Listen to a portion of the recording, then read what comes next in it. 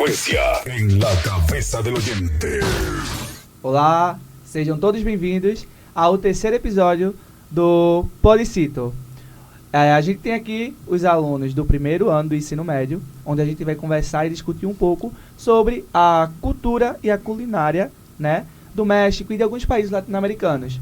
E com isso, a gente convida aqui os alunos Luiz Miguel, Gustavo Duda, Arthur Silva e Ricardo José.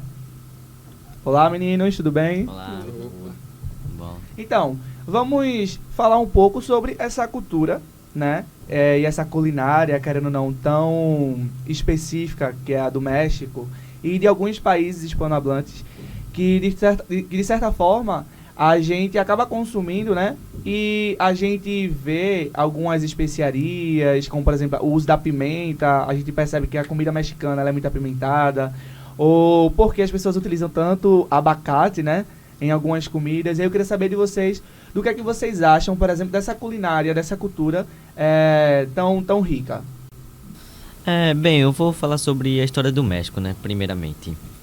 O México foi colonizado pelos espanhóis, que iniciaram a sua exploração em 1519, que foi o Hernán Cortés, que durante quase 3 séculos os mexicanos estiveram sob o domínio espanhol, e o México se tornou independente somente no dia 15 de setembro de 1810. E em 1824 são criados os Estados Unidos mexicanos. E, Arthur, eu queria saber sobre a cultura mexicana e como ela surgiu. A cultura mexicana é resultado da junção da cultura do indígena com a colonização espanhola. Eu vou falar um pouco sobre a história da culinária mexicana. A culinária mexicana tem suas raízes baseada na culinária colombiana, que era composta basicamente por trigo, por milho. Essas influências datam de 8.000 a.C. Também ela sofreu muitas influências do povo espanhol, já que o México também foi colonizado pelo povo espanhol, e ao passar dos anos sofreu muitas modificações de outros países no século XIX e no século XX. E a gente percebe que a culinária em si, ela não só fica presa, né, a uma influência em si. A culinária ela vai recebendo influências e outras influências até chegar, por exemplo, no século XXI, 2022, onde todo mundo come tacos, né? Tacos, guacamole. Então, não tem um país em si onde a culinária ela se originou. Existem influências de vários países, né? A palanqueta, né? Que é uma comida muito típica e muito popular do México, que é feita com glicose de milho, manteiga, bicarbonato, açúcar e água, que é levado ao fogo até virar um caramelo, onde é adicionado amendoim ou amêndoa. No Brasil também é mais conhecido como pé de moleque. Pé de moleque. Então, vê, a gente tem um doce, que é muito consumido aqui no Brasil, e que em outro país ele tem um outro contexto, ou ele tem um outro nome, mas que é algo parecido. Por exemplo, a gente tem a fruta, né? O aguacate, que é o abacate, onde a gente, por exemplo, consome muito mais o abacate fazendo vitaminas, usando em saladas, mas, por exemplo, no México é muito comum eles utilizarem, por exemplo, no cachorro-quente. Isso é muito interessante que o Gustavo falou, que, por exemplo, a gente tem um doce que é muito típico em tal região, onde aqui no Brasil a gente também consome sendo chamado de uma outra forma, mas também é um doce em si. Mas isso fica claro que as influências na culinária desses países hispanohablantes, em específico o México, ele não só vem de um lugar, ele não só se origina de um lugar, não é isso? Por exemplo, o abacate. O abacate é uma fruta que é consumida também aqui no Brasil, mas muito consumida no México, onde eles utilizam o abacate de forma mais diferente, né? De forma mais peculiar, digamos que assim. Eles utilizam no pão, eles utilizam no cachorro-quente, utilizam numa bolacha, numa torrada. E a gente não, a gente usa mais essa fruta em saladas, na vitamina. Então, quem vai consumir acha estranho, acha peculiar, mas não deixa de ser algo cultural de um povo, né? A cultura de um povo fala muito sobre o seu povo, sobre a história do seu povo, como vocês falaram. Se originou, recebeu influência de Portugal, recebeu influência do espanhol, recebeu influência sei lá, dos árabes, por exemplo, os árabes, eles têm um costume de utilizar muito tempero. Então a gente precisa entender que no contexto histórico da origem da língua espanhola, os árabes permaneceram cerca de 700 anos na Península Ibérica. Então será que isso de certa forma influenciou na culinária deles? Com certeza. Também posso mencionar aqui, né, que o tamale no México também que é conhecido como pamonha também, que é embalado. Isso, no o tamale folhinho. que também é muito consumido, por exemplo, no Dia de los Muertos. Ele é tido como oferendas, né, no dia dessa festa. Os tamales que é como se fosse uma pamonha, sendo que para eles é mais salgada, né? A gente tem la paella, que se a gente fosse tentar aproximar a la paella para o Brasil, seria como se fosse o nosso risoto. É aquele risoto, mas a la paella ela é feita mais de forma um pouco diferenciada, com pescado, acho que é peixe, pollo, que é o frango, né? O frango, o caldo do frango, o cozimento é diferente, os utensílios também que são utilizados é diferente, la paelleira. Então, a gente percebe que a culinária, ela faz parte da cultura de um povo. Ou seja, e se faz parte da cultura de um povo, faz parte da história desse povo. Então, por meio de um alimento, por meio de uma comida típica, eu consigo identificar, por exemplo, da região que você é. Se a gente pensarmos em Brasil, por exemplo, se eu falo que amo cuscuz, logo se associa que você é da região do Nordeste.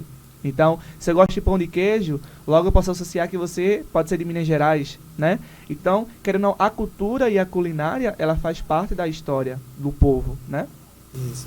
E sobre a questão da comida mexicana ser bastante apimentada, isso se deu porque em 7000 a.C., os povos da América Central já cultivavam plantas apimentadas. Tipo, por exemplo, os maias, eles cultivavam mais de 30 tipos de plantas apimentadas. Devido a isso que a comida mexicana tem bastante tempero forte. Exatamente. Aí também tem os elementos que fazem parte dessa cultura, né? O sombreiro, que é aquele chapéu grandão, a pimenta, como o Ricardo falou, que é algo bastante curioso. E as pessoas se perguntam, poxa, a comida mexicana ela é tão apimentada, ou por quê? E existe uma explicação por trás disso tudo. É aquele chapéu que eles usam lá no México. Tipo, parece um salgadinho. Sim, Um tipo, chapéu. tem alguns que se chamam de sombreiro, né? Então, tudo isso faz parte da cultura de um povo. Então, quando eu olho para uma pessoa que está caracterizado com esse elemento, eu associo quem? Que região? Que país? Então, tudo isso faz parte, né? Então, a comida, a culinária em si, ela faz parte da história desse povo. Então, por exemplo, quando eu lembro do dulce de leche, eu me associo à Argentina, a picanha argentina, né? Que tem a picanha argentina. Então, a gente lembra da pimenta, a gente associa ao México. Então, vê, os estereótipos que a gente acaba criando por meio de um alimento, né? Então, por exemplo, Brasil, pizza, feijoada. Então, eu consigo associar por meio de alimentos, de comidas típicas, a região, a história desse povo, né? Tipo, cada região tem sua comida típica. A sua favorita. particularidade, né? Sim. É porque o tempero, a culinária de certa região, ela traz um pouco da história daquela região, né? Tipo, Exatamente. no Brasil, como o senhor citou, a feijoada veio dos escravos vindo da África, que produziam ela através do resto que sobrava, né? A comida, ela traz um pouco da história de onde você mora, da localidade. Exatamente. Tipo, todo lugar se baseia em outro lugar também. Só que, tipo, eles sempre modelam alguma coisa. Tipo, o taco no México, ele é feito de uma maneira. Já o taco nos Estados Unidos, ele é modelado para receber o Sim, recheio. Isso que Gustavo falou, ele é muito interessante, porque isso acontece também muito no Brasil, né? Por exemplo, tem pessoas que conhecem canjica e pessoas que conhecem o manguzá. Sendo que se for sei lá, na região do Sudeste, em São Paulo, ele é chamado de outro nome, ou ele é feito de uma outra forma. O cuscuz, em tal região, ele é consumido mais o amarelo. E em outra região, é muito comum você ver o cuscuz branco. Por exemplo, o milho. A gente consome muito milho amarelo, mas, por exemplo, muitas regiões de países hispanohablantes, eles consomem alguns milhos coloridos. De cor roja, por exemplo, cor vermelha, de cor verde, de cor azul. Então, assim, existe uma comida típica de um país, mas que ela não é feita ou que ela não é consumida da mesma forma como sei lá, no México, na Argentina, no Peru. existe as formas de preparo, de uso, de consumo. Isso se vai muito por conta da região, a questão do clima, a questão do plantio, ou seja, na região do Nordeste é muito comum a gente consumir e plantar milho, mas no Sudeste não é tão comum, então eles vão acabar substituindo esse ingrediente por outro. Mas isso não quer dizer que isso não seja uma comida típica, mas é feita de forma diferente, né? Essa alteração, tipo, se deve devido ao aspecto cultural daquela região. Tipo, um brasileiro sentiria dificuldade de comer uma comida mexicana, que é muito apimentada. Porque o brasileiro não tem esse costume de comer temperos fortes, muito fortes em comida. Temos a baiana, mas mesmo assim a mexicana consegue superar. Exatamente. Então, por exemplo, o exemplo que eu dei do abacate, né? Aí é muito comum a gente ver abacate na vitamina. Mas quem é que pega o abacate e põe no pão? Ou põe no cachorro quente? Pra gente é um costume meio que estranho, diferente, é peculiar, mas que para eles são super comum você comer um pão com abacate com tudo, né? As pessoas falam, nossa, fui para tal lugar, para tal região que fala em espanhol. E é interessante como eles usam o abacate, né? Tipo, como o abacate é tão consumido. Então isso dá pelo fator da região, do local, até também na questão do plantio, do clima, se é muito favorável para tal plantação, se não é. Como o Ricardo falou, nós não temos o costume de comer a comida apimentada. O que acontece também com a comida da China, que eles comem bastante insetos, escorpiões, baratas. E também acontece na região do Brasil, que tipo, aqui você pode chamar de macaxeira. Do outro lado do Brasil você pode chamar de mandioca. Isso, ou seja, a gente vai ter várias formas de falar um alimento ou um prato típico, mas que significa a mesma coisa. O que o Gustavo falou, aipim, mandioca e macaxeira. O que significa esses três? A mesma coisa, né? Aquele alimento que a gente pode cozinhar, fazer bolo, fazer, sei lá, comer ele cozido. Então, assim, isso acontece muito em outras regiões, né? Por exemplo, a questão de la paella. A paella preparada no México não é a mesma que é preparada na Espanha. Ou seja, isso se dá por conta do seu contexto histórico, se dá por conta da sua região, se é um território que está muito próximo do litoral, se não é. Então, tudo isso pode influenciar. Ou também por causa do preparo também, né? Exatamente, o preparo, por exemplo, no México é muito comum a gente ver, por exemplo, o nosso tema em si é a culinária, né, a cultura. O Dia de los Muertos, por exemplo, é muito comum a gente ver no México as oferendas de pão, los panes. Então, o preparo do pão, da massa, é diferente, eles passam alguns dias preparando aquela massa para fermentar bem, para poder ser oferecido o melhor pão. Então, em tal região, o pão ele tem um símbolo, ele tem um significado. Aí, por exemplo, a gente tem os líquidos, né, as bebidas, a tequila, que é muito forte no México, mas a gente vai ter o vinho, que é muito forte na Argentina, né, o vinho argentino. Então, isso vai diferenciar muito de região, de cultura, né, a localidade, o lugar em que ele está inserido, as influências que ele recebeu durante o seu processo histórico, como a gente frisou aqui, né, que a culinária e a cultura faz parte do processo histórico desse país, desse povo, né? Então é por isso que é tão importante a gente conhecer e saber e discutir um pouco melhor sobre o porquê a pimenta, porquê o abacate, o porquê usar tanto temperos fortes. Então tem um contexto por trás. E isso é interessante a gente conhecer cada vez mais.